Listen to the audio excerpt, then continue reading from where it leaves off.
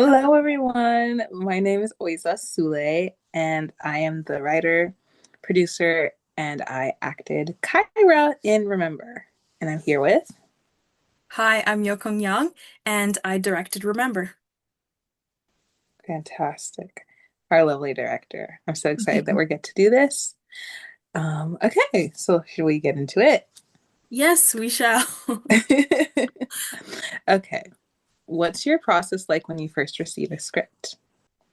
All right, so when I first receive a script, I obviously like to read it and then I like to reread it as well. And when I'm reading, I can visualize what's happening. So I kind of play it like a movie in my head before it's even been shot. So I just visualize everything before we even get to those steps, which also helps when it comes to things like creating the storyboard. I also like to write down questions. I just love writing in general and just annotating as much as I can when it comes to scripts, whether I'm acting or directing. So I would just write down a bunch of questions for each line or each scene, just all over the place, all over the script. And it just really helps me dive deeper into the story, just asking questions like, why is this happening? Why is this in this certain location? Why is this character feeling this way? Etc. Just to get a little bit of more insight and challenge myself to just think about the story in different angles and just view it in different perspectives. I love that. I remember when I saw your script, your director's script, and I was like, "Oh my goodness, it's so colorful and there's so much writing everywhere." I loved it. Thank you, thank you. I love writing in scripts. It's my scripts are never fully like white. It's there's always writing in there or highlighting or just Mm, circling and you know. no, I think it's great. It definitely came out in the final product, like all that annotation mounted to what we have today. For sure, thank you. Was there a specific scene that you were excited to see come to life? Um, to be honest, I was excited to see all of the scenes come to life, but if I had to pick, I'd probably say the hospital scene when all of the characters enter. Like Will, Rome is there, Kyra's there obviously, and then like the doctor and then the parents. Yeah, I think that scene. I was really excited because there's so many actors in it and it was a good challenge being able to just break it down and just meet people where they are as well as see how far I could push certain limitations, if that makes sense. Yeah, no, that 100% makes sense. And honestly, that was our biggest cast day. So Yeah, props to you because being a director is hard. It's not an easy job. But like handling all the crew and all the cast, I think you handled everyone and the set that day brilliantly. thank you so much. I really appreciate it. It was a lot of people, so it was exciting because of that factor, but it did present different, I guess, challenges. But I think everyone was so kind and so positive, and we all worked together to make it happen. So, yeah. Nice. I love it. Were there any challenges that you faced on set on that note? Um, I wouldn't say there were like big challenges, really. Everyone was just so kind, so collaborative, and so understanding and open and willing to work. There was just good energy overall. So props to everybody. They did amazing. But I guess that same scene, the hospital scene with all of the characters in one space, it was kind of crammed. So just making it look like a hospital, um, like a real life hospital situation, as well as being able to direct multiple people because there were so many different moving parts and just making sure that everyone has what they need going into the scene. What's like your process like with working with actors in that sense?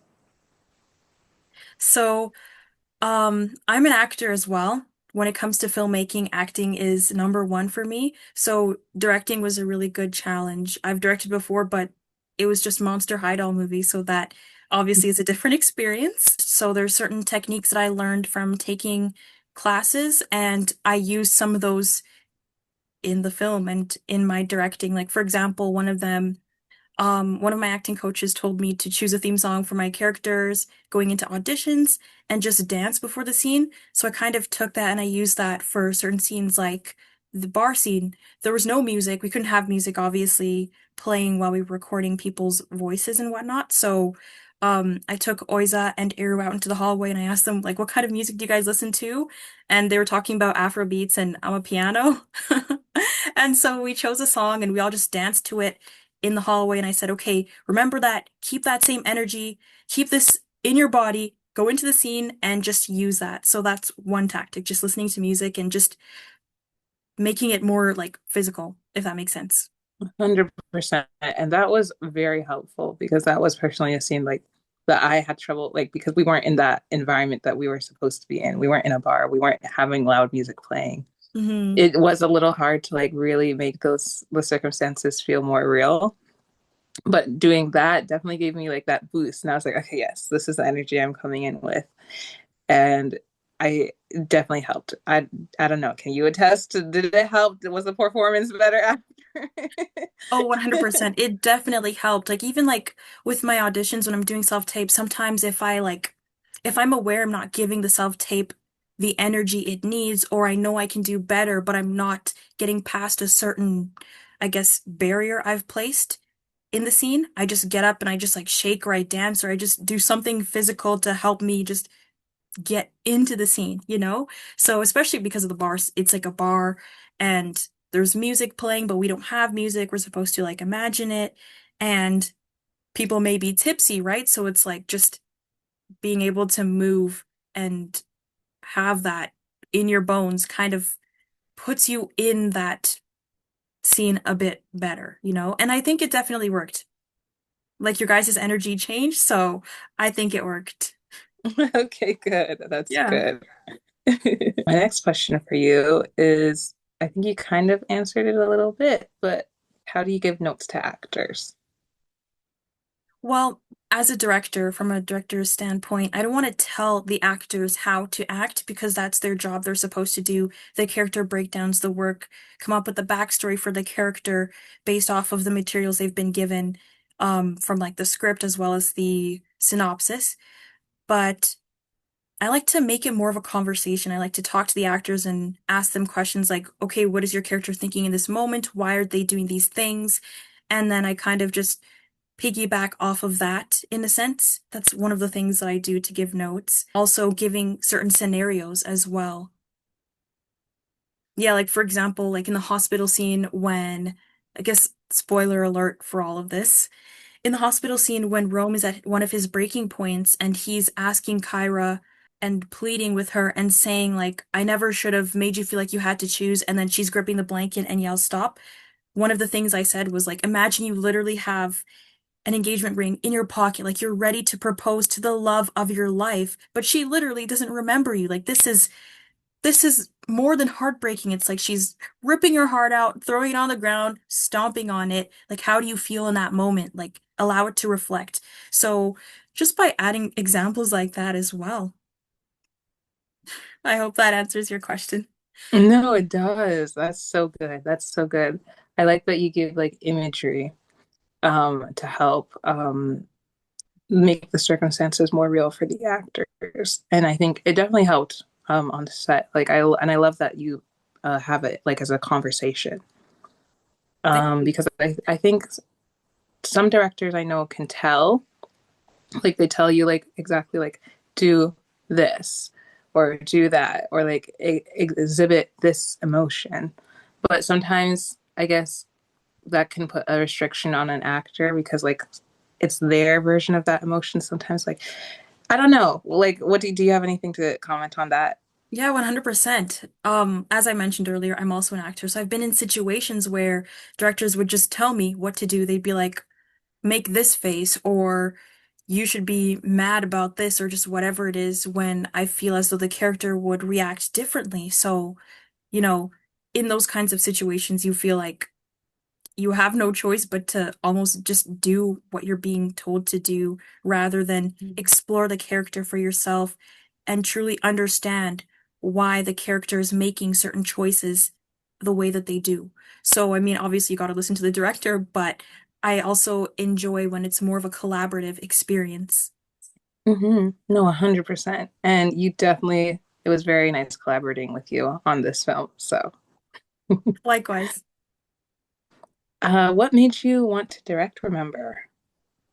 Well, I remember you sent me the script. I read it and I immediately enjoyed what I read, and I could fully see it fleshed out as a film and even something larger like a feature film. Like I could literally visualize all of it.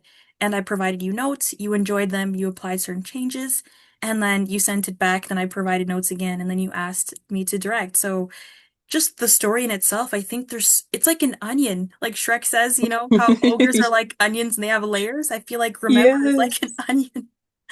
And there's just so many layers, and like when you peel them back and truly look at the story from multiple lenses, you can see that there's so much to work with. There's so many ways you can go about it, and it's truly a deep story, you know, like I was just thinking about it like the other day when it was uploaded, and I just came up with all of these questions that I didn't even think of during the shoot, which is crazy. Like it's one of those things that constantly has you thinking about like alternate Hmm. endings and different purposes. So I just fell in love with the story and I wanted to see it made and I wanted to be a part of that process. And I also I really appreciate the fact that you and V are both women. That's amazing in this space, like Yeah. both young women, both people of color also. That was really cool. And that you Hmm. were both pursuing this and just putting action behind your words. So I really appreciated that as well because as we all know, this is a male-dominated industry. Most industries are, but it's just so beautiful to see that change, not only in like young adults pursuing the arts, like outside of school, but women Hmm. as well. So that's another thing that drew me to this story and wanting to collaborate.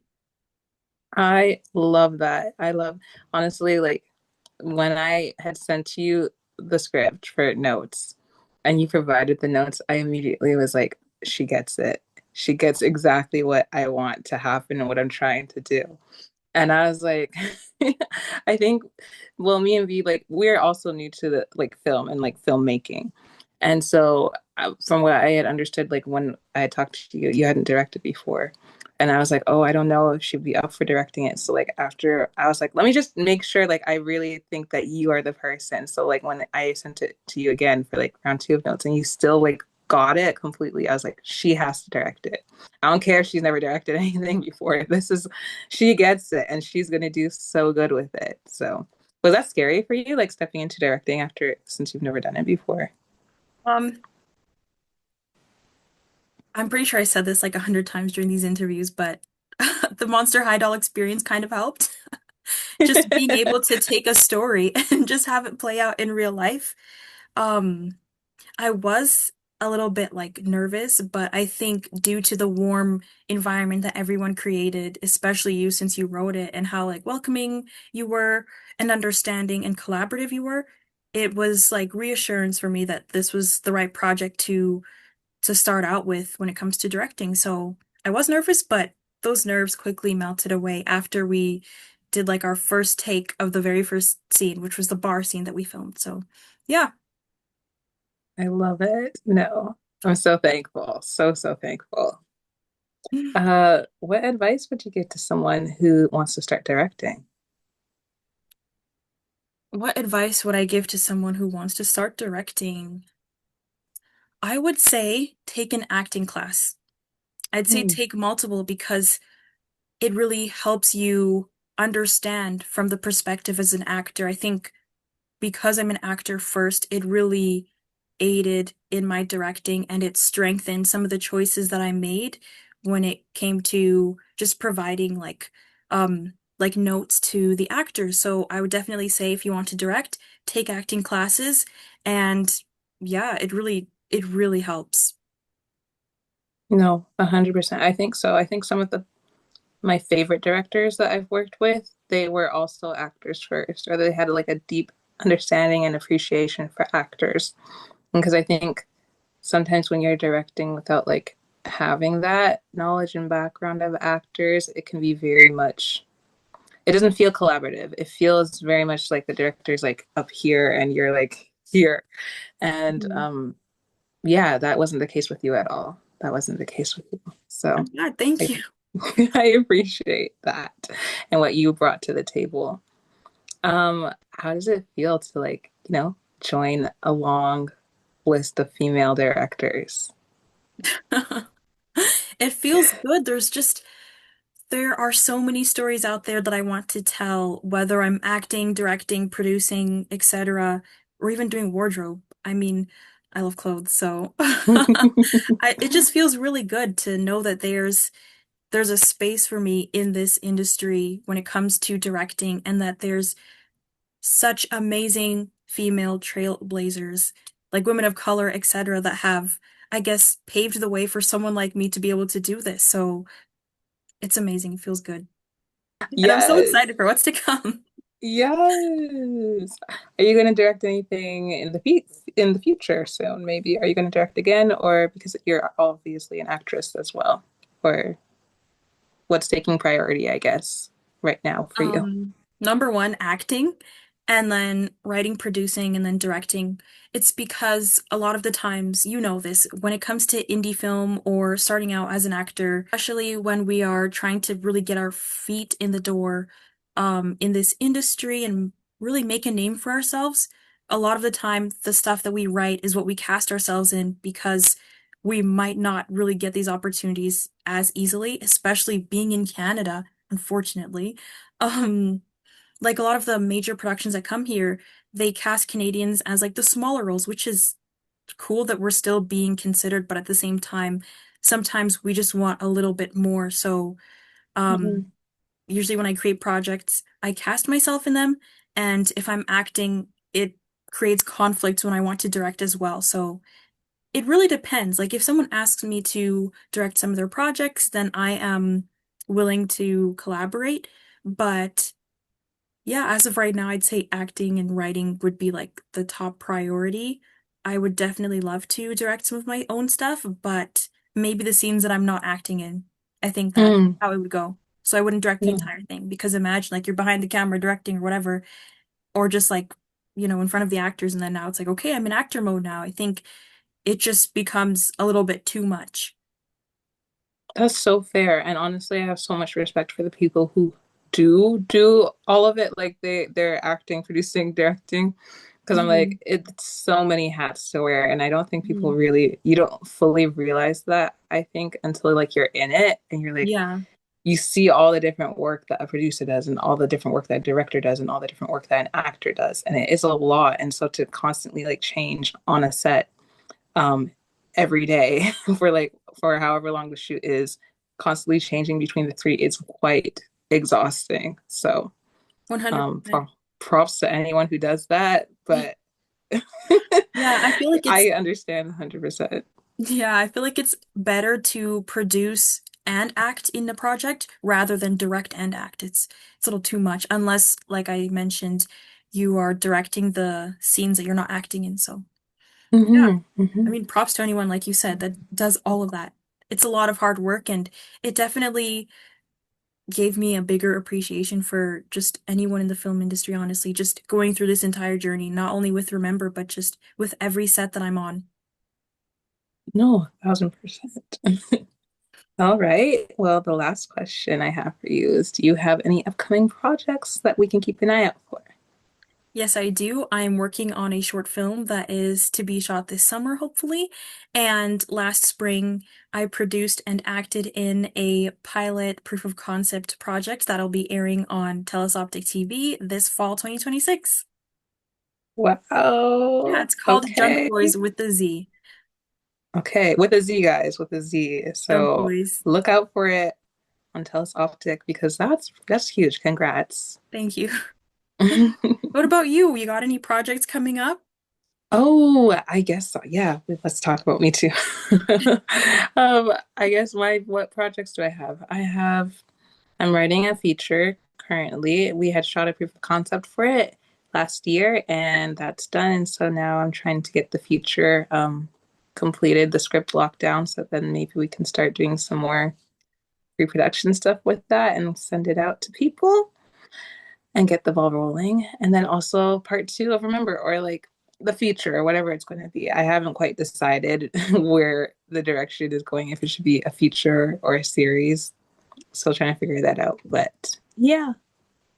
For sure. That's exciting. I'll definitely keep an eye out. I'm already following you on socials, obviously, so Yeah, I will promote everything you do.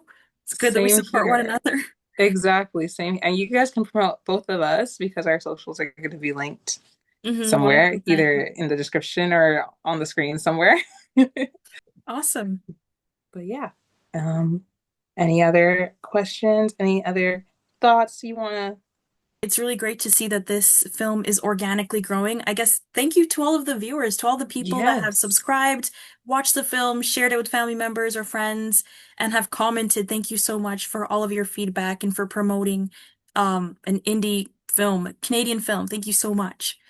100%. Like, we are so grateful to everyone who's ever watched it. Anyone who's watched it once, anyone who's watched it 10 times, love you all. Thank you so much for your support. Like, we honestly could not have imagined that it would have grown to like almost 10,000 views Yeah. when we started out back in 2024. So it's been Yeah. a journey, but we're Yeah. so happy that everyone's loving it. 10,000 in 2 weeks for an indie film that doesn't have like huge marketing is incredible. It's amazing. So thank you so Hmm. much, everyone. Yes. Well, that's all. I think that brings this interview to an end. Thank you for having me, Oiza. I really appreciate it, and it's always great being able to talk to you, and hopefully we'll be able to collaborate again soon in the future. Yes. Oh my goodness, we need to collab again. I love working with you. 100%. So thank you, girl. For sure. All right. Thank you. Bye. Bye.